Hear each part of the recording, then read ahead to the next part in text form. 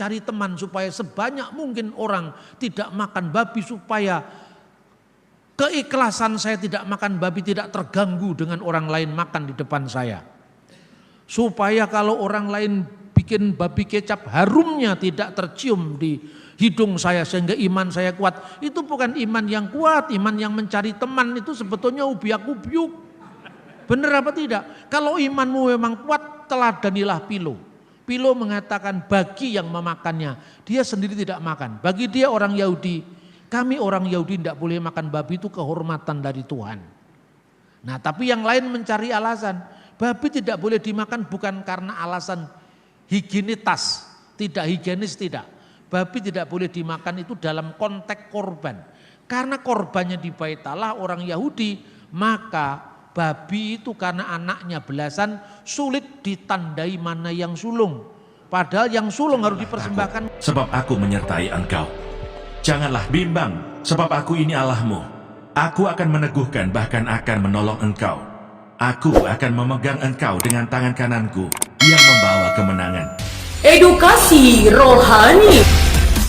Orang-orang Goyim dan bangsa-bangsa, memang dua istilah itu dipakai dalam Alkitab. Tentu ketika istilah itu dipakai dalam konteks yang berbeda, penggunaan istilah itu secara teknis maknanya juga berbeda. Bahasa Ibrani itu kan berkembang, tidak dari satu zaman ya. Misalnya istilah-istilah yang dipakai pada zaman pembuangan itu tentu berbeda pada zaman Musa. Misalnya munculnya kata nisan, itu dari kata nisanu, itu muncul dari setelah pembuangan. Maka ketika kita membaca teks-teks dari Taurat Musa, tentu kita harus melihat dari alam pikiran, bahasa, budaya yang ada pada zaman itu. Nah tapi dalam pemanaannya kata Goyim itu memang itu muncul misalnya dalam kitab Nabi Yesaya. Mula-mula maknanya itu hanya bangsa-bangsa gitu saja. Tapi ketika istilah Goyim itu dimaknai dalam pengertian hukum, itu maknanya kemudian bangsa lain yang tidak berlaku atas mereka hukum Taurat. Dan dalam bahasa apapun itu terjadi. Bahasa itu ada memiliki makna umum dan makna hukum. Makna hukum itu kalau dalam konteks misalnya kalau bahasa Arab Islam, ya kata haram, kata halal itu maknanya sebetulnya kalau makna umum misalnya saya tidak suka dengan perbuatan Anda, itu haram alaik misalnya. Haram alaik itu pokoknya itu haram bagimu misalnya. Tidak boleh kamu lakukan itu, tetapi itu kan makna bahasa umum.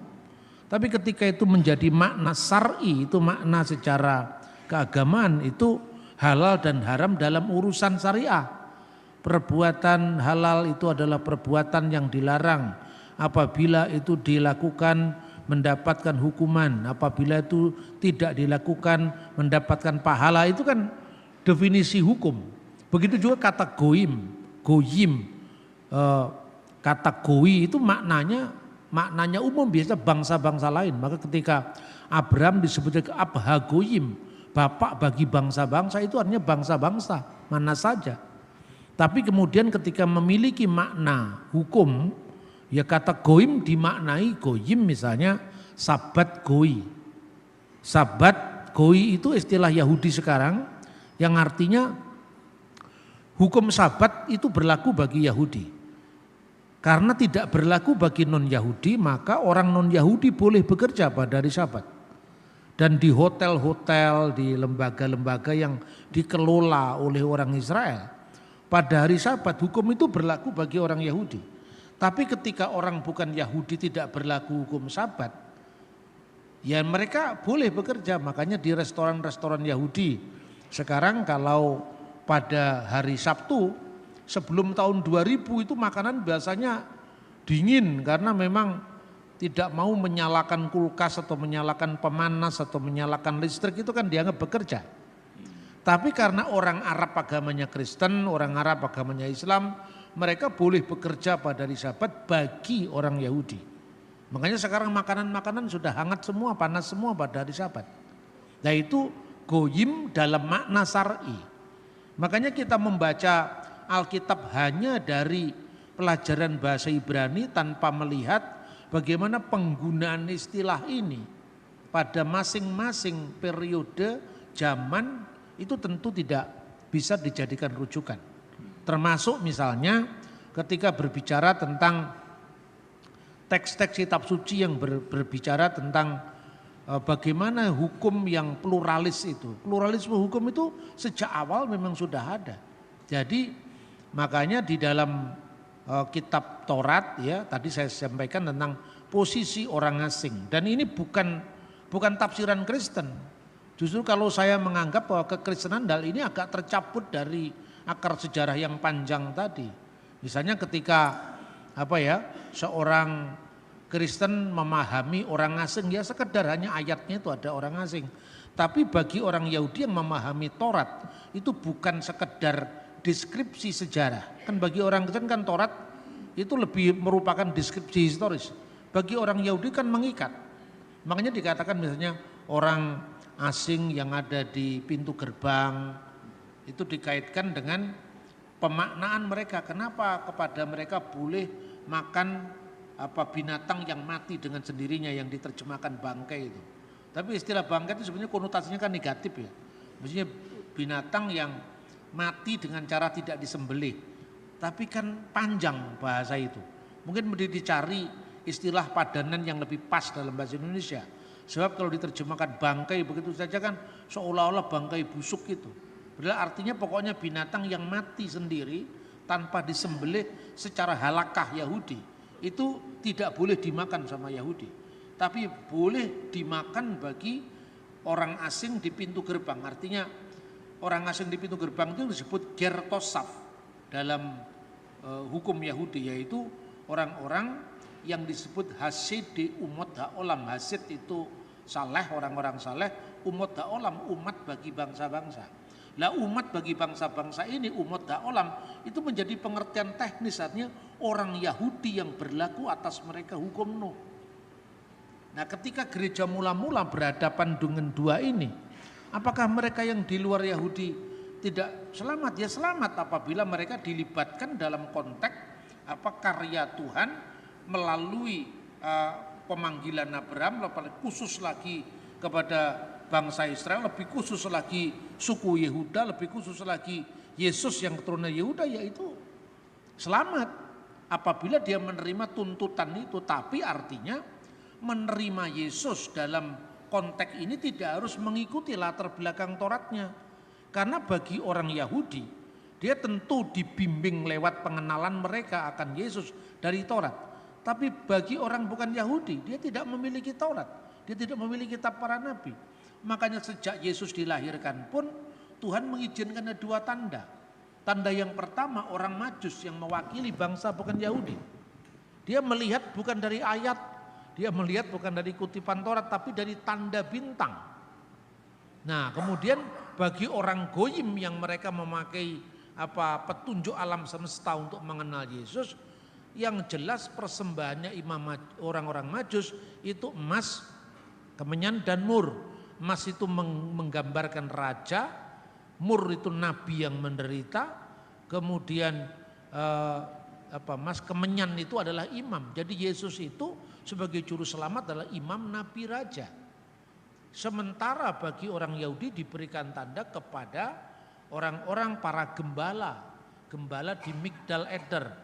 Gembala di mana mereka menunggu juru selamat dan memilihkan korban yang terbaik untuk juru selamat. Jadi yang disebut padang gembala itu bukan padang gembala biasa yang dipahami oleh orang modern dan kemudian dikait-kaitkan dengan musim dingin di Eropa.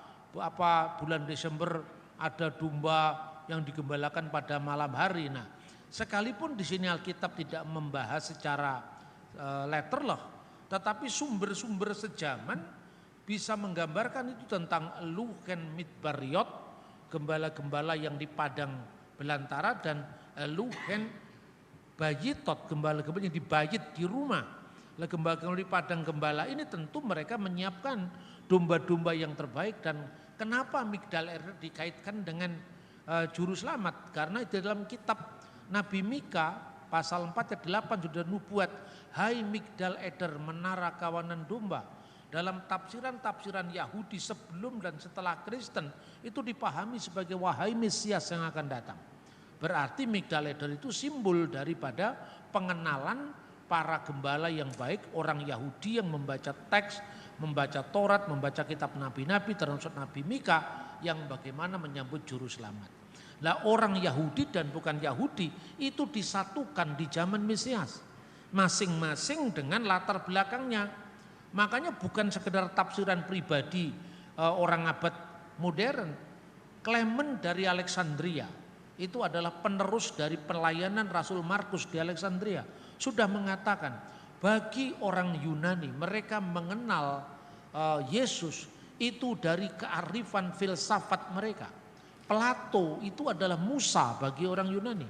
Karena yang namanya hukum mispatim, hukum umum, jangan mencuri, jangan membunuh, jangan berzina, itu kan lewat Plato juga bisa melihat.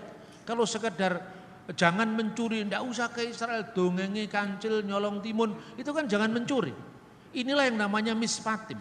Tetapi keduanya itu disatukan di dalam Sang Kristus yang adalah Tuhan bagi Yahudi maupun bukan Yahudi, bagi Yehudim maupun bagi Goyim. Hukum yang berlaku bagi Yehudim yaitu Taryak Miswot Mose maupun bagi umat Haolam itu berlaku semua. Makanya di gereja mula-mula ada pembagian tugas pelayanan. Rasul Paulus bagi orang bukan Yahudi, Rasul Petrus, Rasul Yakobus bagi orang Yahudi, Rasul Yakobus orang Yahudi lokal di Tanah Suci yang berbahasa Ibrani dan Aram, Petrus orang Yahudi diaspora, makanya dalam suratnya dia pergi ke Kapadokia, ke Asia Kecil, ya kan? Tapi dipersatukan di bawah satu payung, yaitu satu gereja yang kudus, am dan rasuli. Dan istilah itu muncul bukan kebetulan. Istilah itu muncul pertama kali tahun 100 oleh siapa? Ignatius dari Antioquia. Jadi Ignatius itu dulunya kan lebih junior dari Evodius, ini sudah menginjak sejarah gereja mula-mula. Evodius diutus oleh para rasul, ditahbis oleh Rasul Petrus, kamu adalah uskup bagi orang-orang bukan Yahudi, karena penduduk Antioquia di abad pertama menurut catatan Flavius Josephus 80% itu orang bukan Yahudi, 20% orang Yahudi diaspora. Makanya para rasul itu menyiapkan tuh benar-benar instruksi dari Kisah Rasul 15 dan Galatia pasal 2, rasul bagi orang sunat dan rasul bagi orang yang tidak bersunat. Paulus pun sangat tertib dalam menjalankan itu. Timotius disunatkan di dalam Kisah Rasul pasal 16 ayat 1 sampai dengan 3. Tapi kalau Timotius disunatkan, Titus dilarang sunat. Karena apa? Sedikit lagi mengklamirkan seluruh adonan. Jikalau kamu menyunatkan satu orang bukan Yahudi, itu akan menjadi presiden di masa akan datang. Ini yang menjadi jurisprudensi, bahwa rasul sendiri pernah menyunatkan orang Yunani, berarti orang Yunani harus disunat. Itu jangan terjadi. Maka itu dilakukan oleh Petrus, oleh Paulus sesuai dengan tugas masing-masing. Dan ketika pada masa tuanya Evodius ini sudah tidak mampu bekerja melayani sebagai seorang episkopos, menurut catatan Irenaeus. Irenaeus itu menulis kira-kira tahun 180-an. Irenaeus itu muridnya Polikarpus, Polikarpus muridnya Yohanes. Jadi punya kesinambungan sejarah. Yang itu bukan sekedar cerita bobotnya sama dengan tulisannya Luther. Luther hidup kan 1500 tahun setelah peristiwa. Lah ini Irenaeus ini kan cucunya Yohanes secara rohani kan. Otomatis dia pernah melihat gurunya diajar oleh Yohanes, mengikuti pelayanan Yohanes. Maka kalau Anda tidak percaya kepada, misalnya saya yang menulis buku Religi Bung Karno, alasannya apa? Karena Pak Bambang tidak pernah ketemu Bung Karno. Saya ketemu dengan Rosan Abdul Ghani yang adalah sahabatnya Bung Karno, saksi matanya Bung Karno. Saya ketemu dengan Mas Guru yang memberi kata pengantar buku saya, Religi dan Religiositas Bung Karno. Saya ketemu dengan Mr. Nakajima di Tokyo yang adalah sahabatnya Bung Karno, arsiteknya Hotel Indonesia. Saya mengkonfirmasikan tulisan saya kepada Ibu Hartini. Jadi tidak ada alasan misalnya untuk meragukan orang yang tidak bertatap langsung dengan Bung Karno karena saksi-saksi mata masih hidup. Maka logika orang yang anti Kristen itu mengatakan Paulus itu kan bukan saksi mata. Lah apalagi seorang yang mengklaim sebagai menerima wahyu ratusan tahun setelah Yesus. Lah saksinya siapa?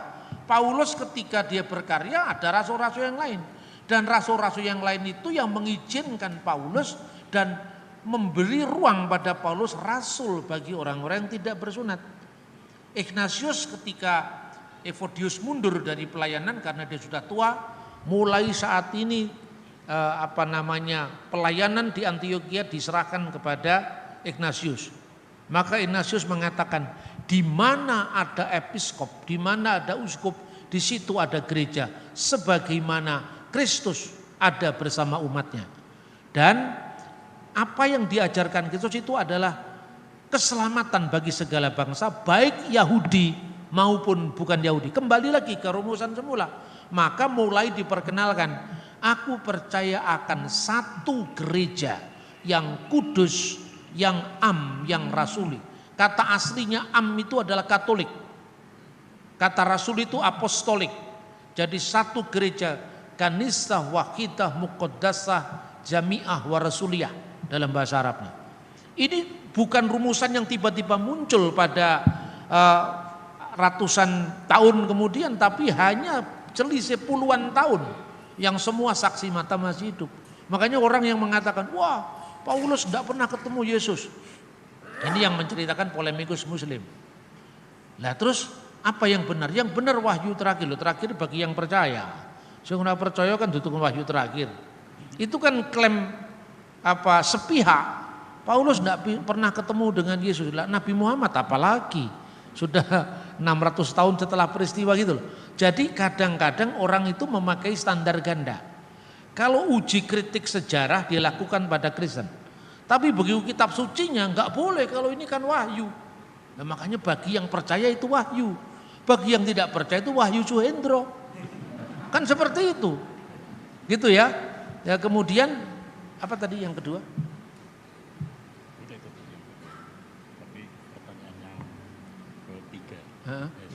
Yang ketiga berkaitan dengan pemilihan tema hari ini. Oh iya, pemilihan tema begini saudara-saudara. Nanti sore kan temanya haruskah Tuhan berdoa kepada Tuhan, itu masih kaitannya dengan Tritunggal. Tapi persoalan tentang iman itu bukan hanya persoalan satu saja. Tritunggal itu saya sudah ngomong sejak tahun 2000-an itu. Jadi video-video tentang Tritunggal saya itu sudah banyak. Saya bicara di IAIN Salatiga itu tentang Injil Barnabas sebetulnya. Tapi dalam tanya jawabnya soal Allah Tritunggal dipertanyakan, ketuhanan Yesus dipertanyakan. Saya diundang di forum yang menghadirkan pembicara dari Fakultas Usuluddin di Yogyakarta. Saya juga bicara tentang itu. Dan saya nulis buku Answering the Misunderstanding 1 jilid. Jilid 1 itu bicara tentang Tritunggal, keesaan Allah, itu sudah saya bahas. Dan sekarang ini memang tema ini kan belum pernah dibahas. Ya toh? Tema ini belum pernah dibahas. Jadi persoalannya kan gini, kalau biasanya orang Kristen mengatakan soal itu sudah digenapi. Ini kalau soal itu sudah digenapi, yes itu betul. Secara teologis, ya toh? Tapi bisakah Anda membayangkan murid-murid Yesus itu semuanya Yahudi? Kita boleh mengatakan karena sudah digenapi masa transisi ketika mereka jadi Yahudi dan kemudian menjadi gereja seperti sekarang itu gimana menggambarkannya? Banyak orang kalau membaca ayat itu ayatiyah itu nggak bisa menjawab. Contohnya sekarang, kenapa orang Kristen sekarang merayakan hari Minggu bukan lagi hari Sabat? Kalau membaca secara harafiah memang Paulus datang ke rumah ibadat pada hari Sabat, Yesus datang ke rumah ibadat Kapernaum pada hari Sabat, Yesus datang ke rumah ibadat Nazaret pada hari Sabat. Semua akan Sabat, Pak. Ya memang Sabat, karena zaman Yesus belum bangkit di antara orang mati, hari Minggu belum dirayakan. Benar apa tidak? Itu masa transisi. Murid-murid Yesus itu bertekun sehati di bait Allah. Ya waktu itu gereja belum dibangun. Satu-satunya rumah ibadat itu rumah ibadat Yahudi. Kalau pusatnya di Bait Allah Yerusalem, kalau cabang-cabangnya setiap sinagoga yang menghadap ke Yerusalem. Lah pertanyaannya, Bagaimana masa transisi dari hari Sabat yang belum digenapi ini dengan penggenapannya pada hari Minggu? Satu contoh misalnya, pernahkah Bapak Ibu membaca liturgi Paskah Yahudi? Nah kan orang kan hanya memahami ini Paskah itu artinya apa? Dibebaskan dari kematian. Wera iti et hadam, dan apabila aku melihat tanda darah itu ufesahti, maka aku akan lewat alaihem atas mereka. Itu teksnya betul begitu. Tapi Paskah Yahudi kan bukan Paskahnya Yesus bangkit dari antara orang mati. Paskah yang Yesus rayakan itu juga Paskah yang basicnya dari Yudaisme, yaitu apa? Keluaran dari tanah Mesir yang disebut Hak Hapesah. Nah, apa yang dilakukan Yesus? Memecah-mecahkan roti, memberkati. Di Yahudi ada. Menuangkan anggur di Yahudi juga ada, dan memberkati berkat piala anggur. Setelah itu menyanyikan nyanyian pujian, itu pembacaan Mazmur Halel yang diawali Halelu et Hagoyim misalnya. Pujilah dia hai segala bangsa dan seterusnya. Sabihu kolha umim misalnya. Itu kan ada dalam Alkitab dikatakan menyanyikan nyanyian pujian, itu Mazmur yang dinyanyikan. Ya. Nah, tapi urutannya ini urutan Yahudi. Cuma waktu memecah-mecahkan roti, Yesus tidak mengucapkan seperti ritus Yahudi.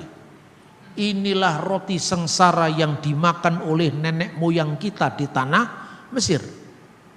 Yesus mengucapkan inilah tubuhku yang dipecah-pecahkannya. Murid-murid menghayati itu, tapi Yesus kan belum bangkit dari orang mati. Kenapa Yesus mengucapkan itu? Kenapa Yesus tidak mengucapkan inilah roti sengsara yang dimakan oleh nenek moyang kita di tanah Mesir. Halakma annea diakala afaktanu bi'ar Misraim. Bi'ar de Misraim itu bahasa Aram. Setelah Yesus disalibkan dan kemudian bangkit pada hari ketiga, orang yang berjalan ke Emmaus itu di perjalanan tidak tahu bahwa itu adalah Yesus. Maka ketika ditanya, apakah yang kamu percakapan sementara kamu berjalan? Mereka tidak tahu, yang tanya itu Yesus. Ketika Yesus masuk ke rumah, ya karena hari sudah gelap, Yesus memecah-mecahkan roti. Baru mereka sadar itulah Yesus. Kenangan akan memecah-mecahkan roti itu terus-menerus hidup dalam gerejanya. Lah pertanyaannya, pada hari-hari pertama Yesus bangkit di antara orang mati, mereka masih pergi ke rumah ibadat Yahudi. Sekarang bayangkan, kalau itu orang Kristen, keluarga Yahudi, waktu perjamuan Paskah, mungkinkah dia mengatakan di antara saudaranya yang bukan Yahudi, inilah tubuh Yesus? Dilempari batu dia. Benar apa tidak? Pasti dia pada upacara sesama Yahudi dia mengatakan inilah roti sengsara yang dimakan oleh nenek moyang kita di tanah Mesir. Mereka persis sama Yahudi yang lain. Hari Sabat mereka ke rumah ibadat sama dengan Yahudi yang lain. Tapi secara berangsur-angsur pengalaman iman bersama Yesus itu mereka hayati. Dan Yesus yang mereka hayati itu bangkit pada hari pertama minggu itu. Maka mulai ada mengenang peristiwa Yesus. Yesus tidak hanya bicara tentang Paskah, keluaran dari tanah Mesir. Kalau saya tarik ke urusan Indonesia lebih kompleks lagi. Paskahnya Yahudi itu kan sama dengan 17 Agustusan. Apa bedanya coba? Kemerdekaan ini hadiah dari Tuhan. Maka orang Yahudi memproklim apa yang dialaminya dengan akulah Tuhan Allahmu yang membawa engkau keluar dari tanah Mesir sebagai hukum pertama. Anoki Adonai Eloheka Aser Hosetika Me'aret Misraim Mibat Avedim, itu hukum Mibet Avadim, itu hukum pertama. Kalau orang Kristen kan hukum pertamanya jangan ada ilah lain di hadapan hadiratmu. Orang Yahudi Anoki itu hukum pertama.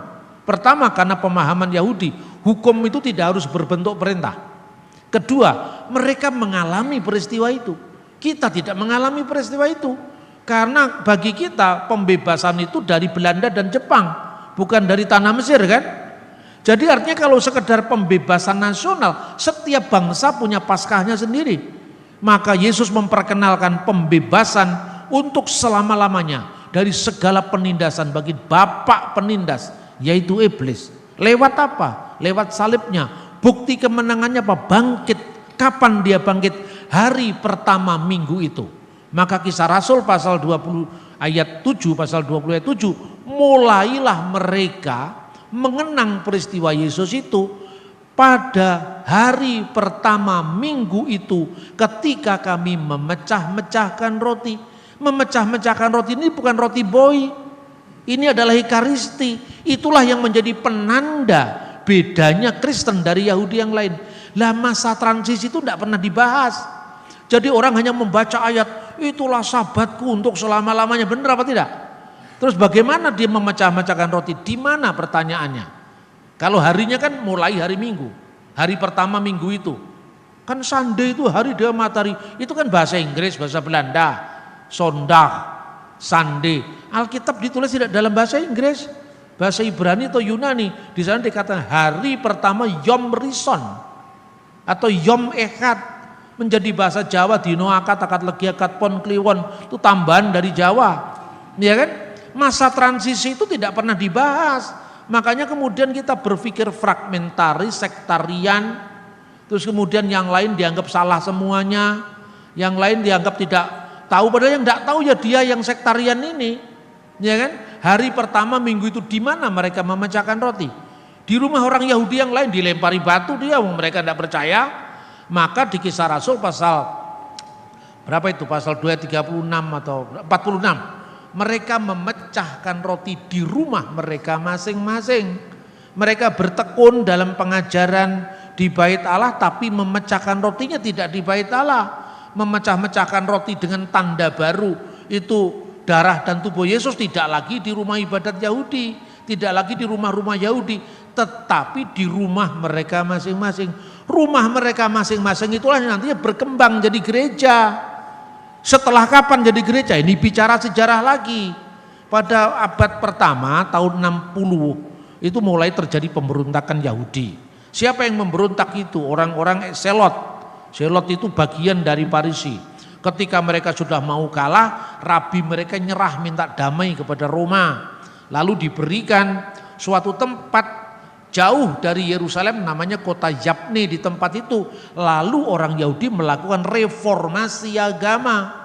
Ini Yahudi tanpa bait Allah, Yahudi tanpa korban binatang. Lah ini transisi yang juga dihapus. Hilang dari ingatan kita, akibatnya kita minder sama Yahudi. Dia kan saudara tua kita. Benar Yahudi saudara tua kita, tapi bukan Yahudi abad kedua ini. Benar itu saudara kita, itu Yahudi yang di laut mati itu. Yahudi Eseni itu yang mengatakan siapakah Mesias itu? Mesias itu Bereh di El Yetamar Ubar Elyon Yikroneh. Mesias itu akan disebut anak Allah yang maha tinggi. Lah itu Yahudi juga. Kenapa kita hanya tunduk pada Yahudi setelah runtuhnya Bait Allah? Nah kemudian terjadi perang Yahudi kedua. Setelah perang Yahudi kedua, sebelum perang Yahudi kedua, orang Kristen dikutuk sama orang Farisi. Ini Yahudi mengutuk Yahudi. Yang dikutuk bukan hanya Nostrim atau Nasrani. Yang dikutuk orang Saduki, Eseni. Karena yang mengeluarkan kutukan itu Farisi. Lah Farisi, Saduki, Eseni, Kristen itu sama-sama Yahudi semua. Jadi saling mengutuk sesama bangsa.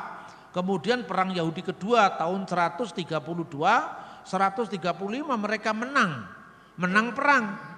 Simon Bar Kokhba menjadi Mesias. Lalu orang Kristen mundur. Untuk urusan ini kita tidak mau ikut ini. Kita memang nasionalis ya nasionalis, patriotis ya patriotis, tapi Mesias kami hanya Yesus. Kami tidak percaya dengan Mesias Yahudi yang menang perang ini. Tahun 135 Kaisar Hadrian kembali ke Yerusalem menghancurkan pemberontakan orang Yahudi. 3 putusan yang mereka ambil. 1, nama Yerusalem diganti dengan nama kota yang dipersembahkan kepada dewa Jupiter, Alia Capitolina. Supaya tidak menimbulkan spirit peperangan. Yang kedua, nama Israel diganti dengan Palestina. Itu mulai Hadrian. Karena setiap kali ada kata Yisrael mereka akan memberontak. Dan yang ketiga, putusan ketiga, semua orang Yahudi diusir dari Yerusalem. Semua orang Yahudi, baik itu Yahudi Farisi, baik itu Saduki yang masih tersisa, baik itu Eseni, semua diusir. Tetapi orang Kristen dibagi dua. Orang-orang Kristen yang berlatar belakang Yahudi tanpa kecuali diusir dari Yerusalem. Karena mereka punya nasionalisme. Tapi orang Kristen bukan Yahudi boleh tinggal di Yerusalem.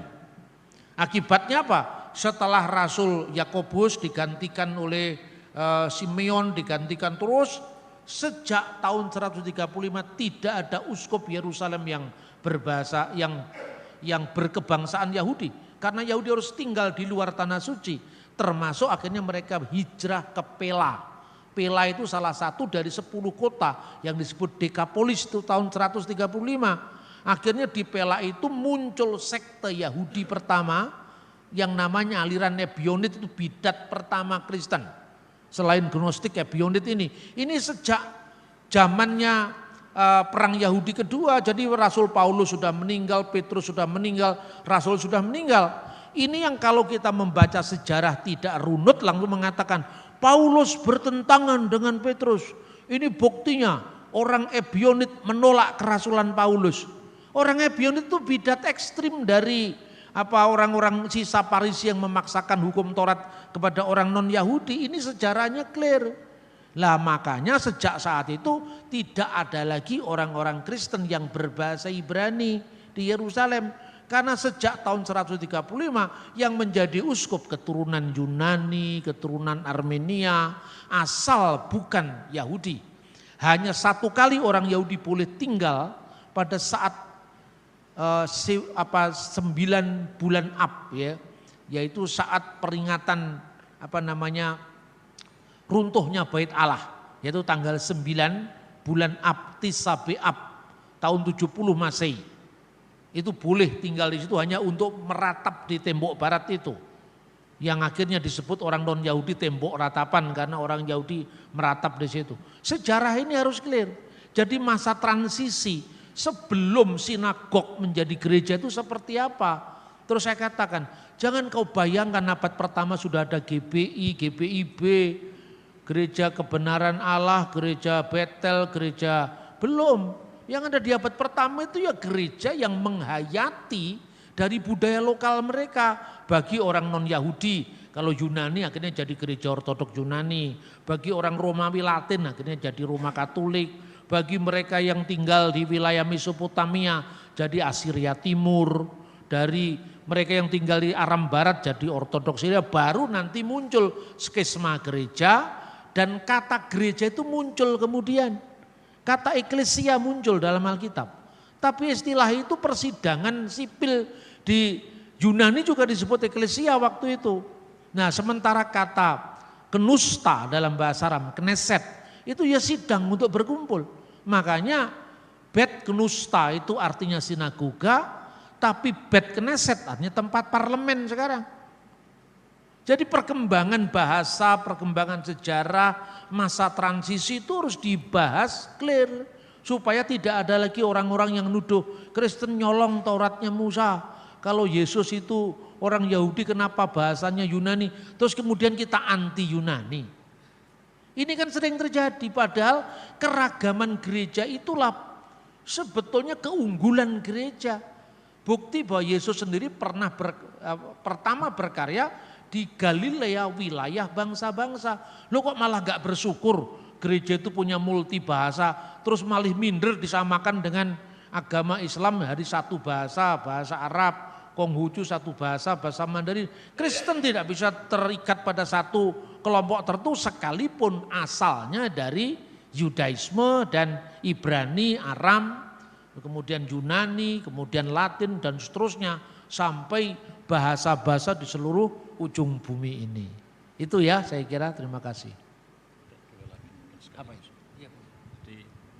Di medsos itu ada kelemahan untuk menanggapi, tapi lebih bagusnya mendengar langsung. Yang kedua, urgensinya tentang adanya binatang atau hewan haram dan halal. Sementara pada waktu penciptaan semua baik. Yang pertama itu di medsos itu.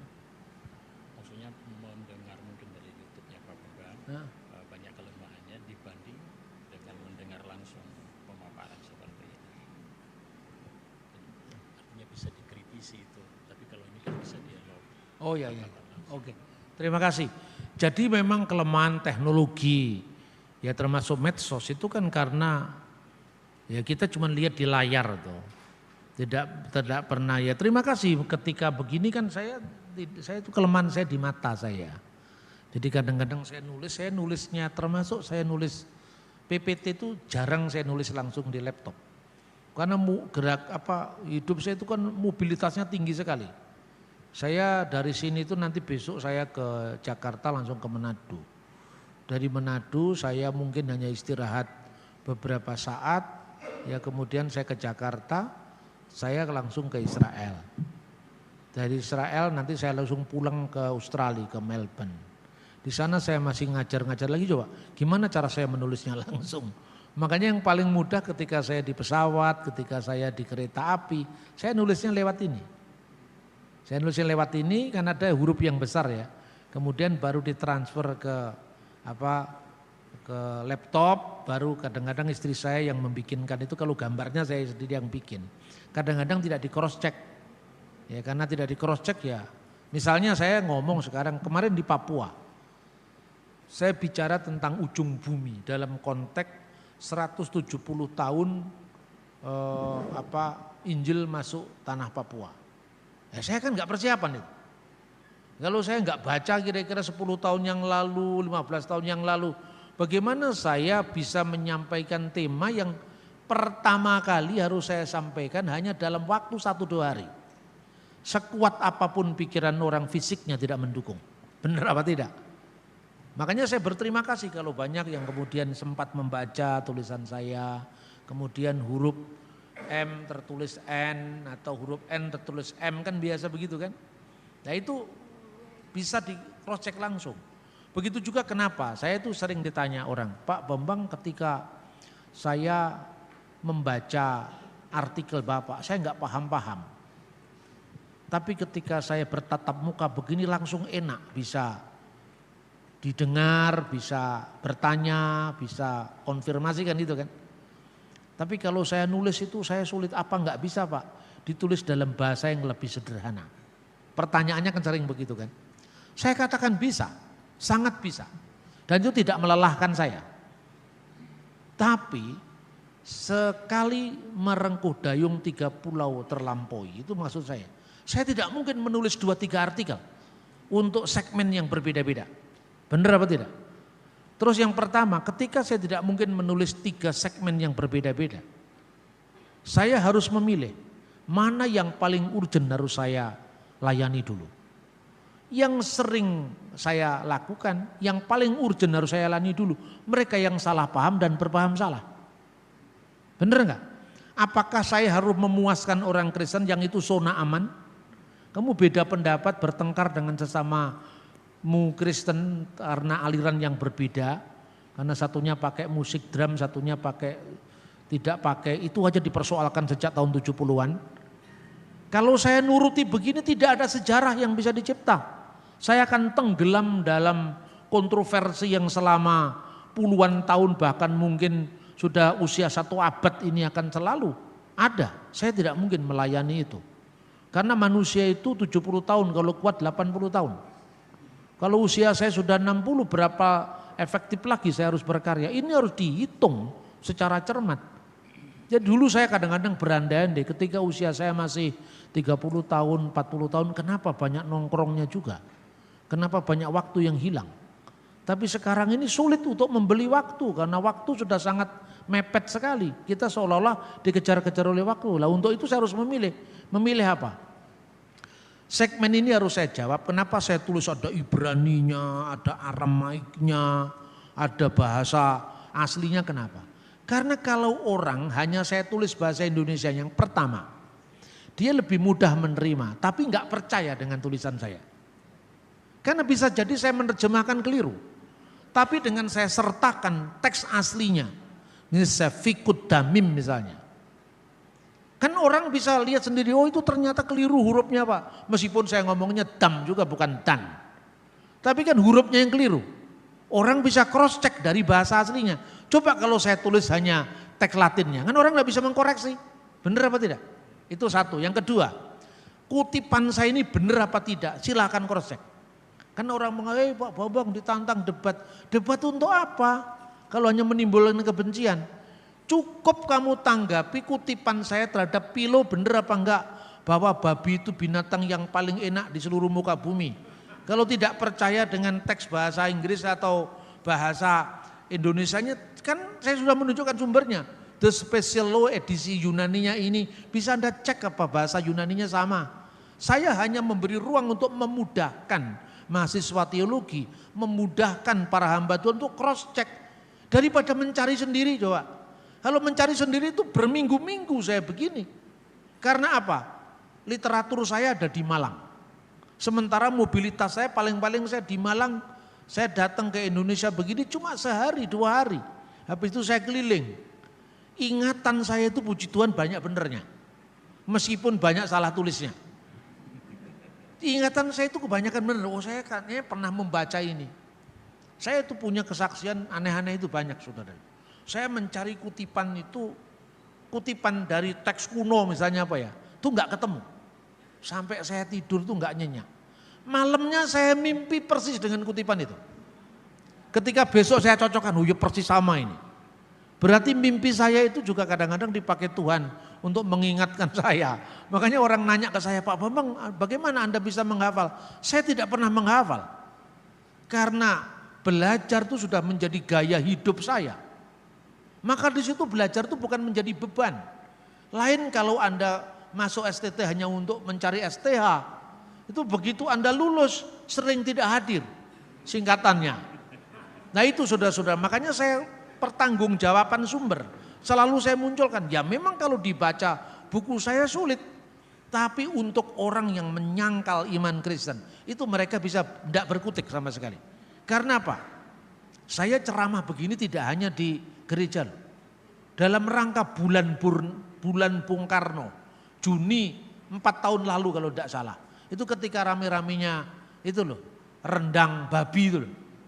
Sebagai partai nasionalis teman-teman PDI minta, Mas tolong kasih perspektif bagaimana tentang halal haram dalam konteks hubungan agama-agama di Indonesia. Saya berangkat dari relip Karma Wibangga di Candi Borobudur. Coba carilah di sana apa sapi, kan nggak muncul karena sapi bukan makanan pada zaman Hindu Buddha, itu dilarang. Jadi bangsa kita itu kalau raja-raja bebedak di alas itu sing digoleki celeng.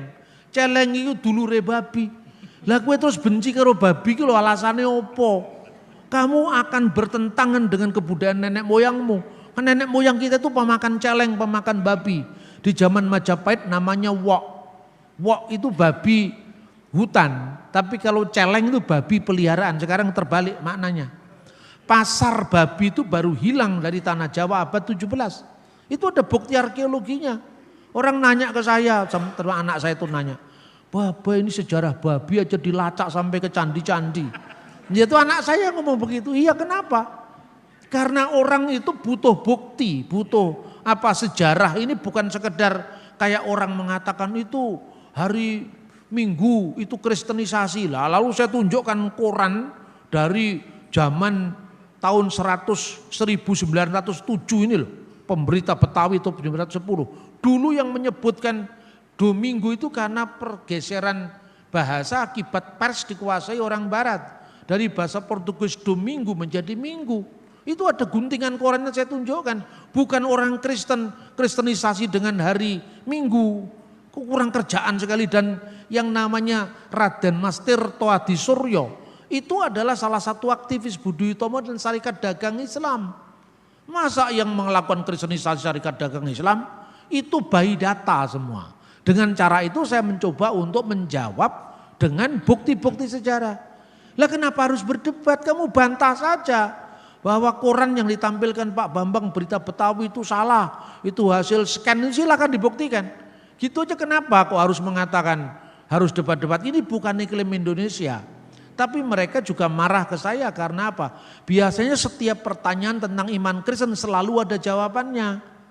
Begitu dilacak, di track ini siapa ini gurunya. Kelihatannya saya jadi tertuduh itu loh. Tapi bagaimana orang saya tidak pernah melukai orang lain, tidak pernah nyerang agama lain. Yang saya lakukan itu hanya menjawab apa yang mereka pertanyakan, itu hak jawab. Jadi itu ya, makanya kalau orang membaca langsung atau mendengar YouTube, apalagi YouTube saya sudah dipotong-potong itu. Jadi konteksnya nggak nyambung karena itu ceramah saya kadang-kadang 1 jam, kadang-kadang 1,5 jam, dipotong jadi 15 menit. Pas tekanannya ngomong tentang anak, ya otomatis saya dianggap, wah ini Pak Bambang ini nyerang agama lain. Padahal saya enggak nyerang, itu saya menirukan orang seumpama kamu itu konteksnya itu misalnya. Kamu mengatakan, Paulus itu nabi palsu, Paulus itu nabi palsu, Paulus itu rasul palsu. Saya akan mengatakan tafsir Islam, Quran sendiri itu ada 2 versi. Ada Paulus yang memalsukan ajaran Yesus, ada Paulus muridnya Yesus. Itu Paulus yang mana? Ini versi Islam loh, saya enggak ngurusi agama Islam, tidak. Tapi kalau memang ada Paulus yang muridnya Yesus, itu tercatat di sejarah mana? Kalau ada Paulus yang menentang Yesus, tercatat di sejarah mana? Kedua, sumber sejarahnya tahun berapa? Jangan hanya cukup, ini ada di dalam tafsir Ibnu Katsir. Ibnu Katsir hidup tahun berapa gitu loh. Jadi enggak usah ngomong hajat lah, terlalu soleh itu. Kita ngomong sejarah saja, sejarah itu clear. Terus orang marah lagi ke saya. Yesus disalib atau tidak? Pasti disalib, enggak usah baca Alkitab. Nah, orang Kristen yang tidak paham dengan saya, dengan ngomong itu dipikir saya enggak percaya Alkitab, padahal konteksnya bukan begitu. Ini perdebatan sejarah, kenapa harus ditarik-tarik ke teologi? Kalau teologi, kamu tanya ke saya, untuk apa Yesus disalib bagi orang Kristen? Saya membacanya Alkitab, karena jawabannya cuma ada di Alkitab, tidak ada di tempat lain. Tapi kalau sekedar Yesus disalib, tanpa membaca Alkitab pun Yesus pasti disalib. Karena sumber-sumber sejarah sejaman Cornelius, Tacitus, Flavius, Josephus, semua mengatakan ada orang yang bernama Yesus yang disalibkan pada masa prokurator kita Pontius Pilatus. Ya, itu catatan Cornelius, Tacitus. Itu Yesus pasti disalib. Tapi Pak, berarti Bapak enggak percaya Alkitab? Ya percayalah. Kalau sekedar Yesus disalib, pasti disalib. Tapi bagi Anda, untuk apa Yesus disalib? Jawabannya hanya ada di Alkitab bagi yang percaya kepadanya. Terus terakhir, jadi Bapak enggak percaya dengan Al-Quran? Maunya kan saya diajak berdebat Al-Quran. Enggak. Lah kenapa lu Alkitab saya aja enggak saya baca, apalagi kitabmu, saya bilang. Benar apa tidak? Ini orang yang menjadi marah kepada saya, padahal saya itu menghindar dari resiko kebencian terhadap yang lain. Resiko kita jengkel sama orang lain. Dan saya membaca Alkitab, hati yang gembira adalah obat. Kalau hatimu selalu diliputi kebencian dengan orang lain, pendek umur kau nak, tidak bisa panjang umur. Kan seperti itu ya. Semoga itu selesai ya. Yang terakhir tadi, untuk apa binatang yang kok ada halal haram? Lah itu makanya kalau kita hanya lihat secara sepihak, ya akibatnya jadi seperti itu, melahirkan kebencian terhadap makhluk Tuhan yang lain. Nah terus salahnya babi itu apa? Salahnya anjing sampai di sebuah kampung tertentu itu harus dibandemi, itu tuh salah yopo? Kan juga pengen urip kabeh. Ya, semua punya hak hidup yang sama di alamnya masing-masing kan itu. Terus salahnya apa? Lah itu yang mau dijawab. Yang mau dijawab oleh sejarah. Karena apa loh? Kalau Tuhan itu Tuhan atas segala bangsa. Juga Tuhannya India, juga Tuhannya Papua, juga Tuhannya orang Cina. Kenapa di sana simbolnya babi? Ayo sekarang contohnya. Kenapa? Kalau Tuhan itu tidak boleh mengorbankan onta dalam Imamat pasal 11. Tapi kenapa kakeknya Nabi Muhammad korbannya babi? Karena dia orang Arab kan itu kan. Kakeknya Nabi Muhammad itu korbannya pakai korban babi, Abdul Muthalib. Kakeknya Nabi Muhammad. Jadi Nabi Muhammad punya bapak namanya Abdullah. Abdullah itu anaknya Abdul Muthalib, itu yang dipakai korban yang dipakai korban onta, bukan babi, sorry ya. Korbannya onta, padahal onta juga dilarang. Ini bisa lihat, makanya saya jawab dengan pluralisme hukum tadi. Lah orang yang belajar di fakultas hukum kan paham yang pluralisme hukum itu apa. Artinya berkembangnya lebih dari satu sistem hukum di suatu wilayah tertentu. Akibat karena masyarakatnya terdiri dari berbagai macam suku, bangsa, otomatis keadilan bagi satu bangsa dengan bangsa lain itu berbeda. Kan begitu kan? Coba orang Jawa suruh memakai baju kafiyah. Ya pakai kafiyah seperti Yasser Arafat. Konteksnya apa? Di sana kan ada debu gurun untuk melindungi. Tapi kalau di sini kenapa pakai belangkon? Itu kan konteksnya beda-beda. Apakah yang memakai belangkon lebih buruk daripada yang memakai kafia? Apa yang memakai kerudung lebih tidak bagus daripada yang memakai tidak kerudung? Itu hukum kontekstual kan begitu kan? Dan hukum itu kan berkembang. Kalau Tuhan menentukan satu untuk semuanya, itu bertentangan dengan kodrat Tuhan sendiri. Kira-kira seperti itu. Maka hukum itu di Yahudi dinamakan hukim. Hukum itu special law, hukum khusus tanpa alasan. Karena tanpa alasan, Tuhan tidak memberi alasan di Alkitab. Pokoknya itu tidak boleh, bagi Yahudi tidak boleh. Adam dan Hawa disuruh dilarang makan buah pengetahuan yang baik dan yang jahat. Identitas buah itu yang membimbing orang pada pemahaman ini yang baik, ini yang jahat. Tapi enggak disebutkan jenis buahnya itu durian, apa manggis, apa mangga, enggak ada toh. Tapi karena Tuhan melarang jangan kamu makan itu, tidak boleh dimakan. Itu intinya ketaatan pada hukum. Jadi gini, haruslah kamu memasang janur kuning di setiap 17 Agustus. Haruslah kamu menancapkan bambu runcing itu sebagai peringatan kegigihan perjuangan nenek moyangmu. Nah ini harus loh Pak, ini harus. Ya tapi harus ketika Tuhan bicara di mana? Tuhan bicara di Solo, tidak di Melbourne, kan begitu kan? Nah ini begitu juga, jangan kamu makan anak kambing, memasak anak kambing bersama susu induknya. Ini konteksnya di Yahudi, ketika mereka berjumpa dengan orang Kanaan, mereka berjumpa dengan tetangga sekitar, kamu jangan serupa dengan orang lain. Kalau orang lain takut kemandulan, takut tidak bergenerasi, Tuhan menjamin bangsa ini tidak akan punah. Iman itu yang dikehendaki Tuhan. Jadi bukan jenis yang dilarang, tapi hukum dibalik larangan itu apa. Makanya soal babi tadi, jangan dia dibenci. Dia tidak salah apa-apa. Dia juga tidak minta dilahirkan jadi babi. Lalu salahnya apa? Babi harus dihancurkan, babi harus dibunuh. Babi dibunuh untuk dimakan bagi yang memakannya, dan lezat bagi yang memakannya. Tapi Philo sendiri tidak pernah makan babi seumur hidupnya. Bagi orang Yahudi tidak makan babi itu bukan beban. Sehingga mencari teman supaya sebanyak mungkin orang tidak makan babi. Supaya keikhlasan saya tidak makan babi tidak terganggu dengan orang lain makan di depan saya. Supaya kalau orang lain bikin babi kecap, harumnya tidak tercium di hidung saya sehingga iman saya kuat. Itu bukan iman yang kuat, iman yang mencari teman itu sebetulnya ubiak-ubiuk. Benar apa tidak? Kalau imanmu memang kuat, teladanilah Philo. Philo mengatakan bagi yang memakannya, dia sendiri tidak makan. Bagi dia orang Yahudi, kami orang Yahudi tidak boleh makan babi, itu kehormatan dari Tuhan. Nah tapi yang lain mencari alasan, babi tidak boleh dimakan bukan karena alasan higienitas, tidak higienis tidak. Babi tidak boleh dimakan itu dalam konteks korban. Karena korbannya di Bait Allah orang Yahudi, maka babi itu karena anaknya belasan sulit ditandai mana yang sulung. Padahal yang sulung harus dipersembahkan kepada Tuhan gitu loh. Jadi semua bisa dicari alasannya, bukan mencari-cari loh. Kalau saya mencari-cari tidak perlu saya tunjukkan tulisan Philo. Bab berapa, buku berapa, bahasa aslinya apa. Untuk apa saya tunjukkan? Saya tunjukkan itu seperti orang bertanya, begitu ditanyakan kepada saya cross check, enggak tanya lagi sehingga saya enggak capek-capek jawab terus.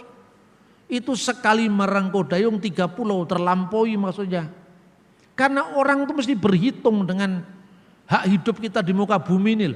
Kalau semua kita urusi apalagi hati kita gunakan untuk membenci orang lain, kita tidak pernah bisa sempat bekerja untuk kemuliaan Tuhan. Tapi karena kita nuruti rasa pegel, ya mungkin itu yang saya sampaikan dalam forum yang berbahagia. Yohanes pasal 10. Gembala yang baik. Aku berkata kepadamu, sesungguhnya siapa yang masuk ke dalam kandang domba dengan tidak melalui pintu, tetapi dengan memanjat tembok, ia adalah seorang pencuri dan seorang perampok. Tetapi siapa yang masuk melalui pintu, ia adalah gembala domba. Untuk dia penjaga membuka pintu, dan domba-domba mendengarkan suaranya, dan ia memanggil domba-dombanya masing-masing menurut namanya, dan menuntunnya keluar. Jika semua dombanya telah dibawanya keluar, ia berjalan di depan mereka, dan domba-domba itu mengikuti dia, karena mereka mengenal suaranya. Tetapi seorang asing pasti tidak mereka ikuti, malah mereka lari daripadanya, karena suara orang-orang asing tidak mereka kenal. Itulah yang dikatakan Yesus dalam perumpamaan kepada mereka, tetapi mereka tidak mengerti apa maksudnya. Ia berkata demikian kepada mereka.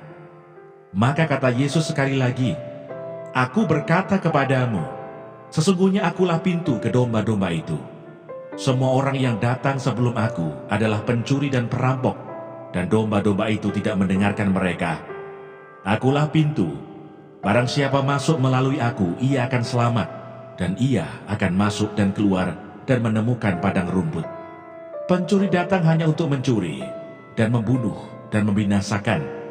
Aku datang supaya mereka mempunyai hidup dan mempunyainya dalam segala kelimpahan. Akulah gembala yang baik. Gembala yang baik memberikan nyawanya bagi domba-dombanya.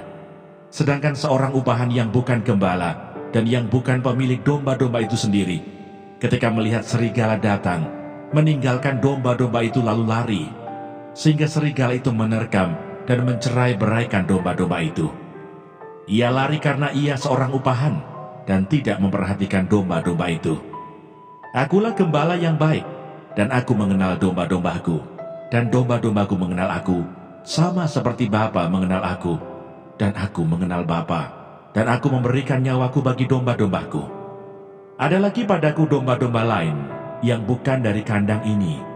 Domba-domba itu harus kutuntun juga, dan mereka akan mendengarkan suaraku, dan mereka akan menjadi satu kawanan dengan satu gembala. Bapa mengasihi aku oleh karena aku memberikan nyawaku untuk menerimanya kembali. Tidak seorang pun mengambilnya daripadaku, melainkan aku memberikannya menurut kehendakku sendiri. Aku berkuasa memberikannya dan berkuasa mengambilnya kembali. Inilah tugas yang kuterima dari Bapakku." Maka timbullah pula pertentangan di antara orang-orang Yahudi karena perkataan itu. Banyak di antara mereka berkata, "Ia kerasukan setan dan gila. Mengapa kamu mendengarkan dia?" Yang lain berkata, "Itu bukan perkataan orang yang kerasukan setan. Dapatkah setan memelekkan mata orang-orang buta?" Yesus ditolak oleh orang Yahudi. Tidak lama kemudian tibalah hari raya pentahbisan Bait Allah di Yerusalem. Ketika itu musim dingin, dan Yesus berjalan-jalan di Bait Allah, diserami Salomo. Maka orang-orang Yahudi mengelilingi dia dan berkata kepadanya, "Berapa lama lagi engkau membiarkan kami hidup dalam kebimbangan? Jikalau engkau Mesias, katakanlah terus terang kepada kami." Yesus menjawab mereka, "Aku telah mengatakannya kepada kamu, tetapi kamu tidak percaya. Pekerjaan-pekerjaan yang kulakukan dalam nama Bapakku, itulah yang memberikan kesaksian tentang aku. Tetapi kamu tidak percaya, karena kamu tidak termasuk domba-dombaku. Domba-dombaku mendengarkan suaraku, dan aku mengenal mereka, dan mereka mengikut aku. Dan aku memberikan hidup yang kekal kepada mereka, dan mereka pasti tidak akan binasa sampai selama-lamanya, dan seorang pun tidak akan merebut mereka dari tanganku. Bapakku yang memberikan mereka kepadaku lebih besar daripada siapapun, dan seorang pun tidak dapat merebut mereka dari tangan Bapa. Aku dan Bapa adalah satu." Sekali lagi orang-orang Yahudi mengambil batu untuk melempari Yesus. Kata Yesus kepada mereka, "Banyak pekerjaan baik yang berasal dari Bapakku yang kuperlihatkan kepadamu. Pekerjaan manakah di antaranya yang menyebabkan kamu mau melempari aku?" Jawab orang-orang Yahudi itu, "Bukan karena suatu pekerjaan baik, maka kami mau melempari engkau, melainkan karena engkau menghujat Allah, dan karena engkau, sekalipun hanya seorang manusia saja, menyamakan dirimu dengan Allah." Kata Yesus kepada mereka, "Tidakkah ada tertulis dalam kitab Taurat kamu, aku telah berfirman, kamu adalah Allah? Jikalau mereka kepada siapa firman itu disampaikan disebut Allah, sedang kitab suci tidak dapat dibatalkan, masihkah kamu berkata kepada dia yang dikuduskan oleh Bapa dan yang telah diutusnya ke dalam dunia, engkau menghujat Allah, karena aku telah berkata, aku anak Allah? Jikalau aku tidak melakukan pekerjaan-pekerjaan Bapakku, janganlah percaya kepadaku. Tetapi jikalau aku melakukannya, dan kamu tidak mau percaya kepadaku, percayalah akan pekerjaan-pekerjaan itu, supaya kamu boleh mengetahui dan mengerti bahwa Bapa di dalam aku dan aku di dalam Bapa. Janganlah takut, sebab aku menyertai engkau. Janganlah bimbang, sebab aku ini Allahmu. Aku akan meneguhkan bahkan akan menolong engkau. Aku akan memegang engkau dengan tangan kananku yang membawa kemenangan. Edukasi rohani.